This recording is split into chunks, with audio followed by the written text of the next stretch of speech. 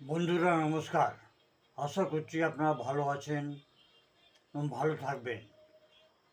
আমার YouTube channel homeopathy health hub কলকাতায় আপনাদের স্বাগত।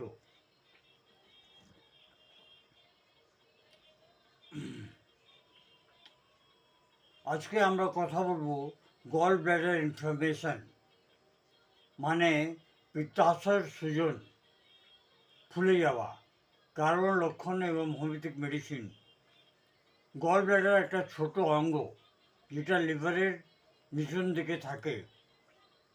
এর কাজ হচ্ছে পিত্ত তৈরি করা, স্টোর করা এবং পাচনে সহযোগিতা দেওয়া, পাচন ক্রিয়াতে, ডাইজেস্টিভ সিস্টেমে।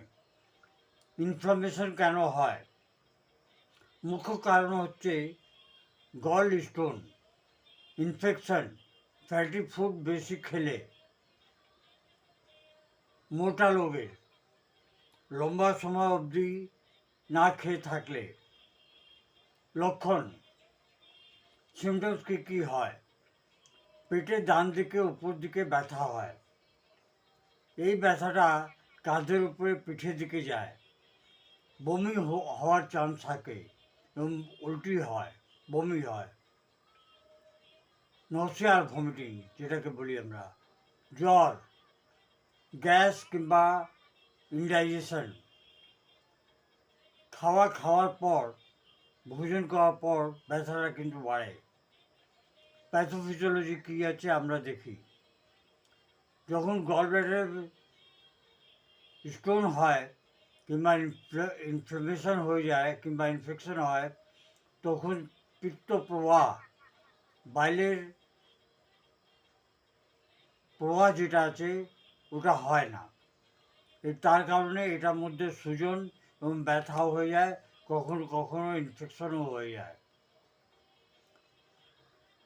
এটাকে ঠিক করার জন্য হোমিওপ্যাথিতে খুব ভালো ভালো ওষুধ আছে এবং রুগী ভালোও হয়।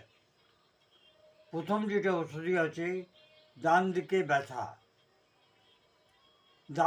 এই ব্যথাটা কাঁধের দিকে যায়। মাঝে সাঝে জন্ডিস হওয়ারও ভয় থাকে। তার জন্য বেস্ট মেডিসিন হচ্ছে চেলডোনিয়াম মাজুস। চেলডোনিয়াম মাজুস 30 দিনে 4 থেকে 5 বার আপনারা নিতে পারেন, 2 ফোঁটা করে, হাফ কাপ জলে ফেলে দিয়ে।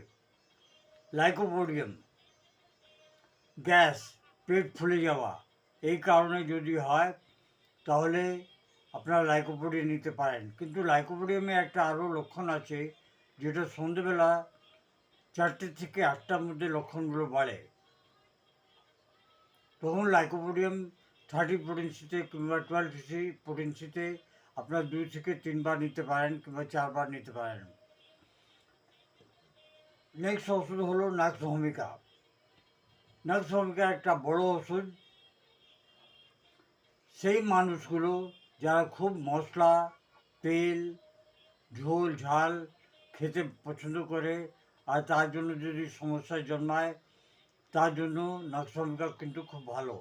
কিন্তু নাক্স ভূমিকা আর একটা লক্ষণ আছে, সেই রুগীটা খুব চিড়চিড়ে হয় এবং তার পেট পরিষ্কার হয় না।